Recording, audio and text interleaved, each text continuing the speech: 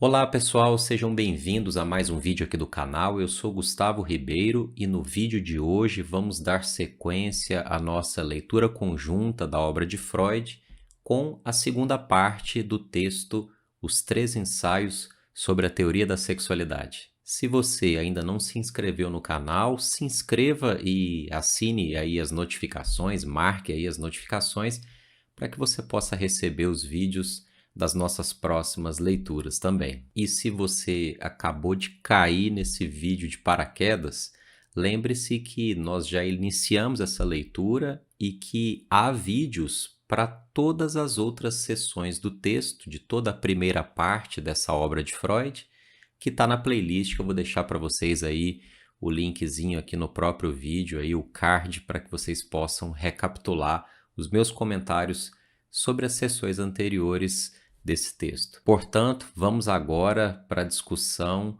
da seção 2, a sexualidade infantil, com o item 1, que é sobre o período de latência da vida sexual infantil e as suas interrupções. Vamos lá. Antes de mais nada, a primeira coisa importante a destacar é que quando a gente fala de sexualidade infantil em psicanálise, a gente precisa esclarecer esse termo. Sexualidade em psicanálise não pode ser pensada única e exclusivamente como o ato sexual com fins reprodutivos. Sexualidade em psicanálise é um conceito muito mais amplo. E em se tratando de sexualidade infantil, não tem a ver com esse sexo adulto, esse sexo de procriação, mas tem relação com a experiência de prazer no corpo. Então essa é a ideia de sexualidade para a psicanálise, aquilo que no corpo desperta afeto e sensações de prazer. Aquilo que é experimentado, portanto, a partir do corpo. E nisso nós podemos observar, através do comportamento de crianças, que o corpo da criança é altamente erotizado. Em que sentido ele é erotizado? Ele é uma grande fonte de prazer. Observem, por exemplo, a relação que a criança tem com os objetos, como ele os leva à boca, ou como a chupeta acalma a criança, a mamadeira, o seio da mãe, como que tudo isso desperta sensações de prazer, o toque, o olhar, o cheiro. Posteriormente, a gente vê em outras fases também o comportamento de descoberta do corpo e como que a criança sente prazer até no ato da sua satisfação, das suas necessidades fisiológicas, como o ato de defecar, por exemplo, que é o que Freud chamou de fase anal, né? E lá na fase fálica, a descoberta dos genitais, a manipulação dos genitais, né? Que isso que causa tanto assombro nos pais, que é ver aquele momento em que o filho toca o seu corpo e a gente já fica pensando assim, meu Deus, né? Tá tocando os genitais, o que eu faço? Então, é esse processo normal de autodescoberta que se trata a sexualidade infantil e que vai ter uma importância grande do ponto de vista psicanalítico para o desenvolvimento do caráter. Então, de início, eu queria colocar esse ponto, porque até hoje a gente vê muitas pessoas com dúvidas em relação a essa ideia de sexualidade infantil. Então vamos retomar aqui partindo do texto de Freud e vamos evoluindo passo a passo aqui nessa sessão que eu vou abordar hoje. A sessão 2 já começa com um tópico intitulado de negligência do fator infantil. Lembrem-se que eu estou seguindo aqui a minha edição da Companhia das Letras, né? Pode ser que haja alguma divergência de termos se você estiver trabalhando com a edição da Imago, mas eu optei por fazer essa leitura seguindo aqui a tradução da Companhia das Letras. E o que Freud destaca logo de início, nesse tópico negligência do fator infantil, é justamente como que esse aspecto da sexualidade infantil se encontra negligenciada nos estudos sobre o desenvolvimento infantil. Então Freud vai dizer que é um erro de grandes consequências negligenciar a importância da sexualidade infantil no desenvolvimento e achar, portanto, que ela só irá aparecer no momento da puberdade. O que a experiência psicanalítica, a observação mostra é que há traços, já há ali manifestações dessa sexualidade infantil já nas nossas primeiras etapas de desenvolvimento. Então, não podemos desconsiderar a importância da sexualidade na primeira infância. Freud, inclusive, complementa dizendo que muito do desconhecimento que nós temos a respeito da nossa própria vida sexual tem relação com essa negligência da origem da sexualidade lá nos nossos primeiros anos de vida. E aí ele prossegue dizendo o quanto que é curioso que os autores contemporâneos a ele dessem muito mais ênfase à hereditariedade como um fator de influência da formação do nosso caráter do que as nossas primeiras experiências de vida. Bom, Freud não nega a importância da hereditariedade, mas ele considera que se essa hereditariedade nos molda de alguma forma, logicamente que as nossas primeiras experiências de vida também terão um peso importantíssimo na constituição da nossa psique. E aí ele vai apontando como que nesse período no qual ele escreveu esse texto, a gente está aqui, lembrem-se, em 1905, quando ele escreveu os 3 ensaios, como que os autores da época não consideravam a presença desse fator sexual nas crianças, a descoberta da sexualidade nas crianças. Então, o que era abordado era, eventualmente, algum sinal, por exemplo, uma simulação de masturbação, uma curiosidade pelo coito. E quando isso era visto nas crianças, os autores da época geralmente associavam isso a algum tipo de depravação do comportamento, ou seja, a pesquisa científica da época tinha um forte componente normativo e também muito moralizador, né, da visão da sexualidade ligado assim às crianças.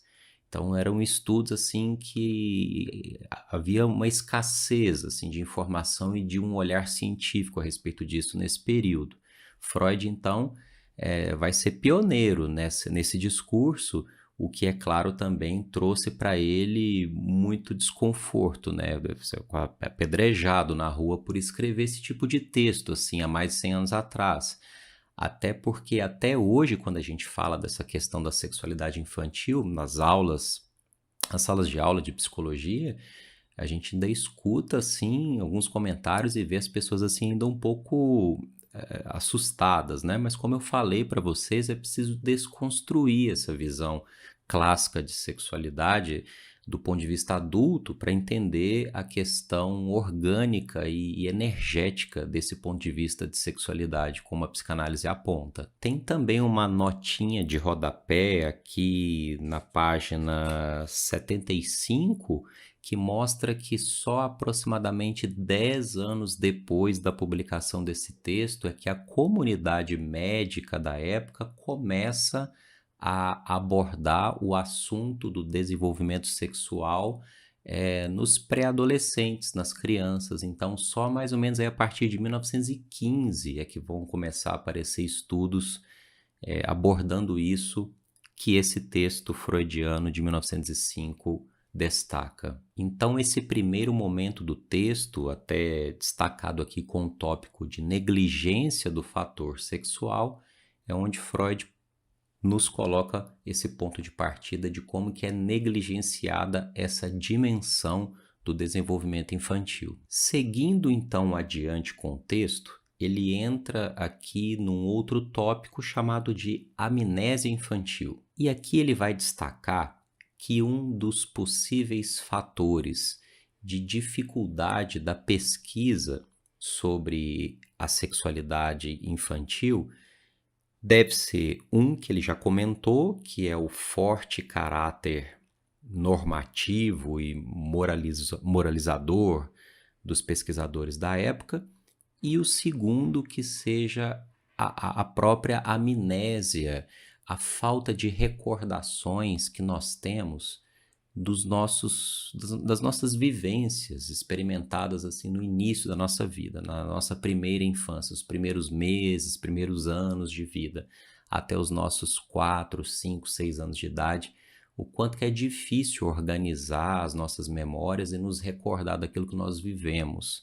Então, esses dois fatores são fatores que Freud aponta como dificultadores da pesquisa também ligada à sexualidade infantil. É importante destacar que a pesquisa psicanalítica pós-freudiana é muito mais embasada na observação de crianças e de bebês.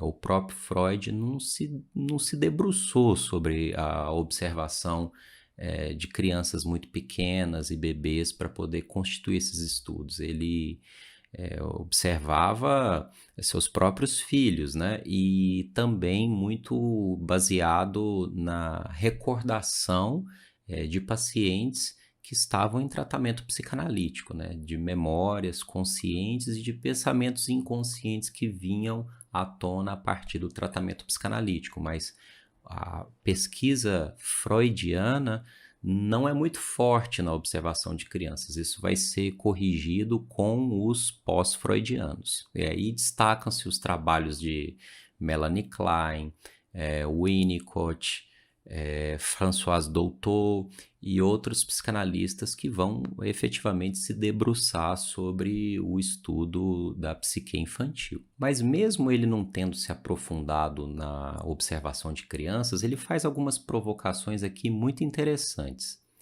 Por exemplo, tem uma parte do texto aqui que ele coloca uma questão que eu acho bem interessante, que é: quando nós somos pequenos, nós reagimos muito avidamente a tudo aquilo que nos cerca. Nós reagimos com alegria, com tristeza, com amor, com ódio, com inveja, com ciúme. Observem o comportamento de crianças pequenas com 2, 3 anos de idade, e vocês vão ver que eles têm opiniões, julgamentos, eles respondem muito vividamente a tudo que os cerca. Por que então será que a memória não acompanha todas essas outras funções mentais que estão presentes na criança desde pequena? Então, essa é uma provocação que o Freud faz no texto. Eu queria até rapidamente citar isso aqui, que está na página 75 aqui dessa edição. Eu vou ler rapidamente essa passagem que eu achei bem interessante. Então, aqui na página 75 para a 76, ele diz assim: ouvimos dizer que durante esses anos, dos quais nada conservamos na memória, exceto alguns fragmentos ininteligíveis de lembranças, reagimos vivazmente às impressões, soubemos expressar dor e alegria de forma bem humana, demonstramos amor, ciúme e outras paixões que então nos agitavam fortemente e, inclusive, falamos coisas que os adultos registraram como provas de inteligência e de incipiente capacidade de julgar.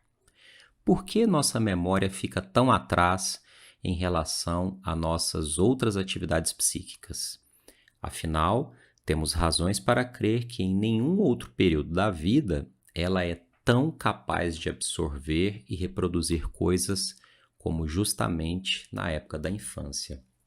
Então, o que ele vai dizer aqui com isso é que, na realidade, não é que a nossa memória não seja capaz de registrar esses fatos vividos na infância, mas que deve ter algum outro tipo de força que impede que esses traços de memória, que esses dados de memória atinjam a consciência, né? Então, ele está falando aqui dessa amnésia infantil.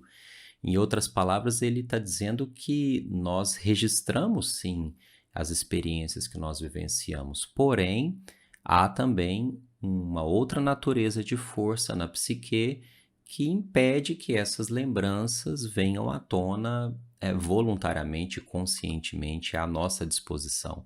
E que essas memórias que foram esquecidas, vamos dizer assim, aparentemente apagadas, elas são importantíssimas na constituição da nossa estrutura psíquica, que é justamente a nossa primeira infância, do nosso nascimento até a fase aí dos 6 ou 7 anos de idade, quando se entra aí numa fase de latência, que é o que a gente vai falar daqui a pouco aqui no texto. Uma curiosidade interessante que está aqui na nota de rodapé, vocês talvez tenham visto aí também, é que há um ensaio de 1899, portanto, 6 anos antes desse texto, chamado Sobre Lembranças Encobridoras, no qual Freud tenta abordar essa questão das lembranças que se confundem entre realidade e ficção, ou aquelas lembranças que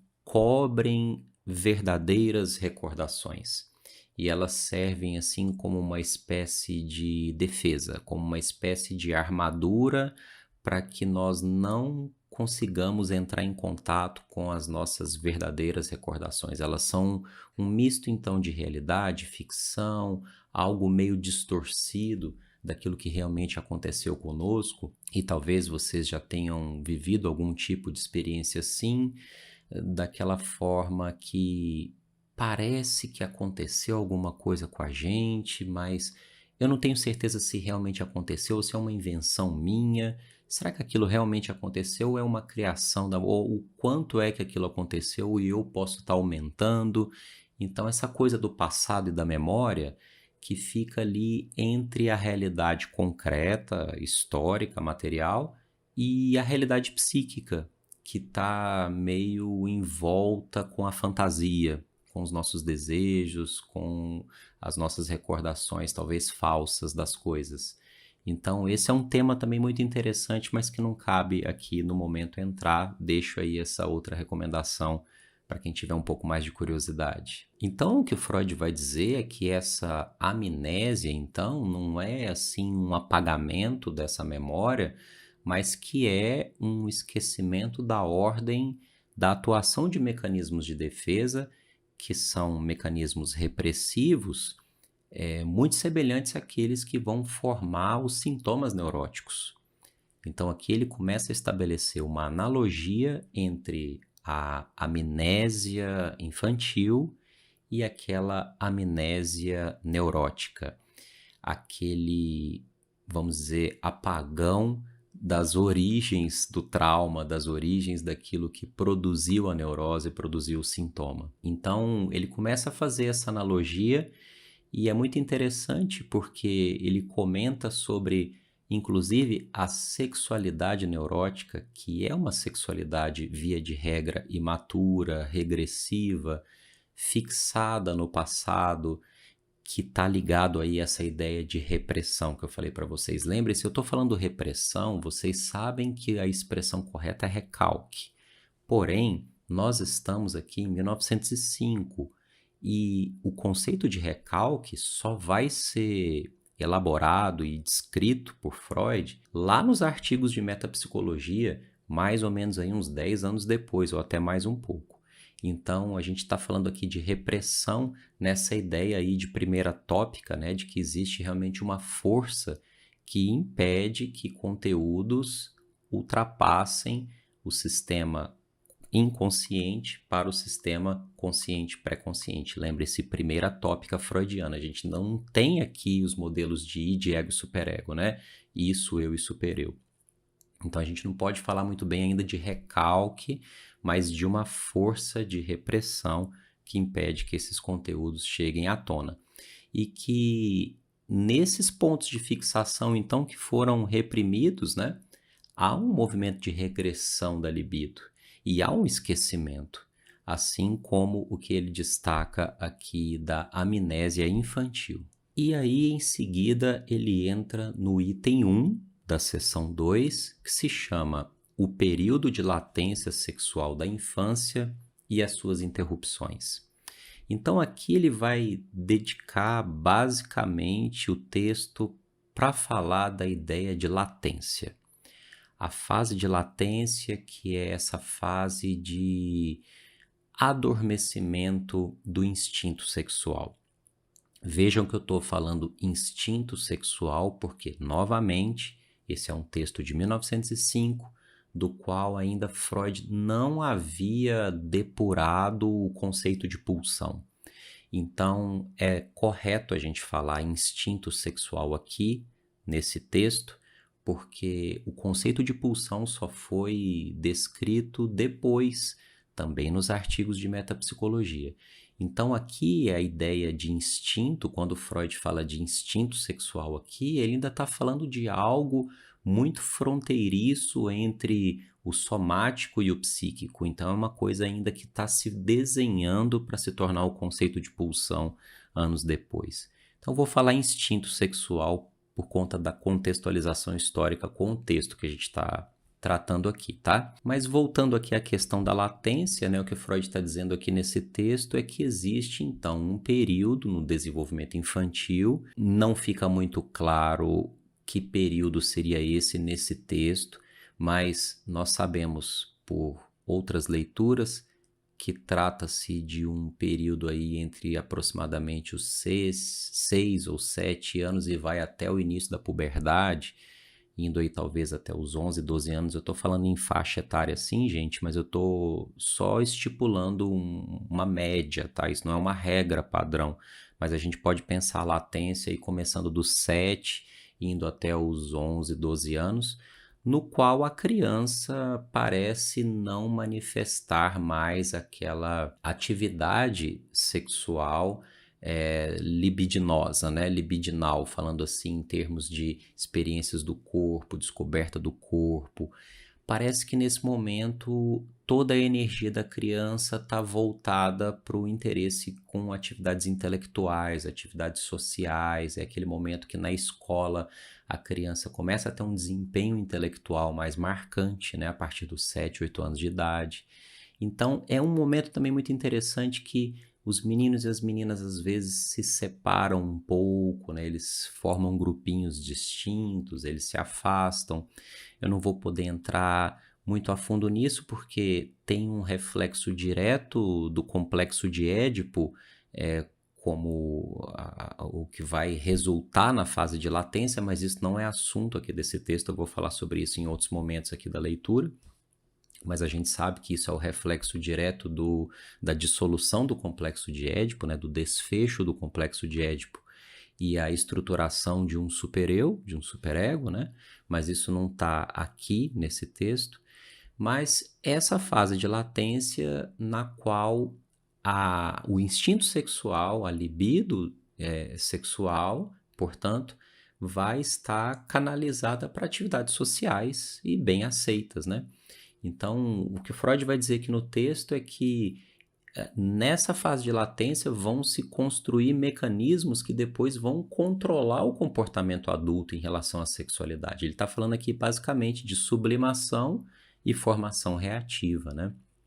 E a sublimação, então, é um mecanismo no qual a libido, que é sexual, acaba sendo transmutada em atividades sociais e não, portanto, não sexuais, né? Atividades sociais e bem aceitas e que contribuem com a coletividade. Então, essa transmutação de libido, que é um endereçamento da libido para outras finalidades, é chamada de sublimação e ocorre graças a esse processo vivido aqui na primeira infância, que é a latência sexual, né? A fase de latência.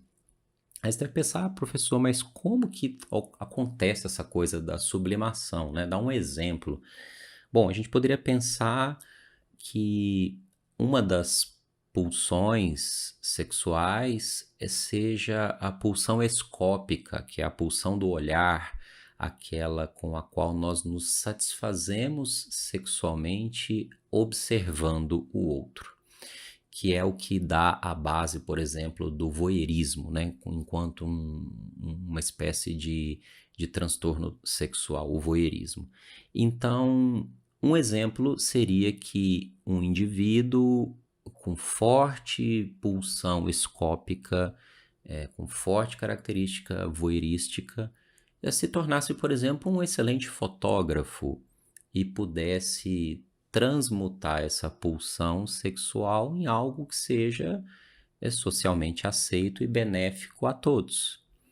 Ou, por exemplo, numa outra situação que um sujeito carregado de pulsões agressivas e destrutivas pudesse se tornar um excelente neurocirurgião. Imaginem o grau de agressividade e destrutividade, claro que transmutada numa finalidade benéfica, que é uma cirurgia que salva vidas, mas que aquele sujeito precisa ter um certo prazer pela destruição de tecidos, de partes do corpo, e ele precisa fazer esse exercício, né? É uma coisa que, obviamente, vai resultar num bem para a sociedade, mas que é preciso que ele seja movido por essa pulsão e que vai ser sublimada, então, nessa finalidade. Então, o Freud vai dizendo aqui algumas coisas sobre a latência. Também tem uma outra coisa interessante, que ele comenta que o próprio processo educacional pode contribuir para que essa latência entre em cena. Então, a criança, tem lá aqueles momentos em que a criança toca os seus genitais e a gente vai tentando endereçar aquilo de alguma forma, né?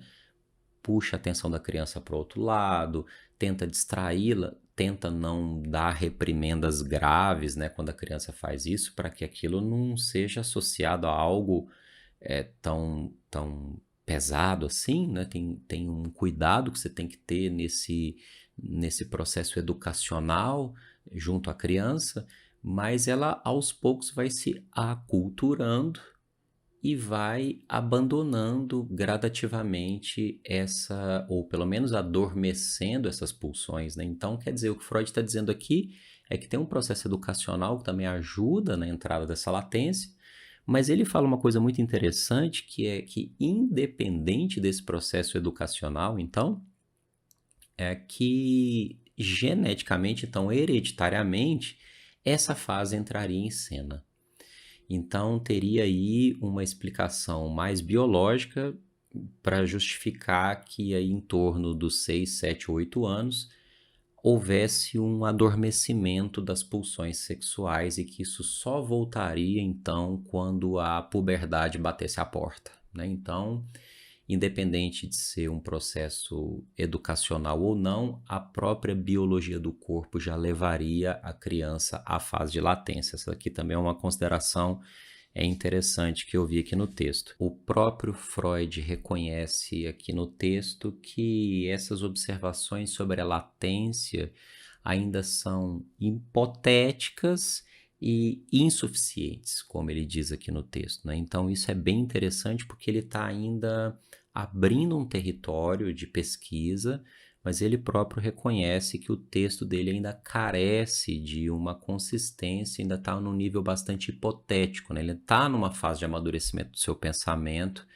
e ele próprio destaca isso no texto. E ele também diz uma última coisa aqui que eu achei interessante trazer, que mesmo que a criança esteja vivenciando o processo de latência, ela pode manifestar aqui ou acolá pequenos traços ou manifestações de sexualidade e que os educadores, ao observarem esse tipo de manifestação, geralmente têm uma postura normatizante, né? De então eliminar essas manifestações, educar, portanto, a criança e tirar isso dela, enquanto que a abordagem que a psicanálise faz sobre isso é completamente distinta, porque a psicanálise se interessa por esses fenômenos com o intuito de compreender a origem da sexualidade, né? A origem da pulsão sexual e como que ela atravessa a formação do nosso caráter e da nossa personalidade, da nossa relação com o nosso corpo, com consigo próprios e com os outros, né? Então, aquilo que as outras áreas do saber entendem como algo indesejável, impróprio, imoral, a psicanálise entende como manifestações valiosíssimas para nos ensinar algo sobre a nossa formação psíquica. Gente, então hoje lemos aqui A seção 2, a sexualidade infantil, fomos até o item 1, que é o período de latência sexual da infância e suas interrupções. No próximo vídeo, então, a gente vai agora começar o item 2, que é as manifestações da sexualidade infantil. Então, a ideia é ir fazendo um vídeo para cada tópico, para ficar curto, sucinto, fácil de discutir. E caso vocês tenham dúvidas, escrevam aí no campo dos comentários para que a gente possa criar um contexto de debate e a gente vai trocando ideias aí pelo campo dos comentários do vídeo. Se vocês gostaram do vídeo, se ajudou vocês de alguma forma, cliquem no curtir, porque isso leva o vídeo para mais pessoas, e compartilhem com colegas de vocês que podem se interessar pela psicanálise e têm alguma curiosidade sobre a psicanálise, que espero que esse vídeo possa ajudar vocês então. Muito obrigado pela companhia de vocês em mais um vídeo. Por hoje ficamos por aqui e vamos para a semana que vem com o item 2 da seção 2 dos 3 ensaios sobre a teoria da sexualidade. Um grande abraço para vocês e até o próximo vídeo.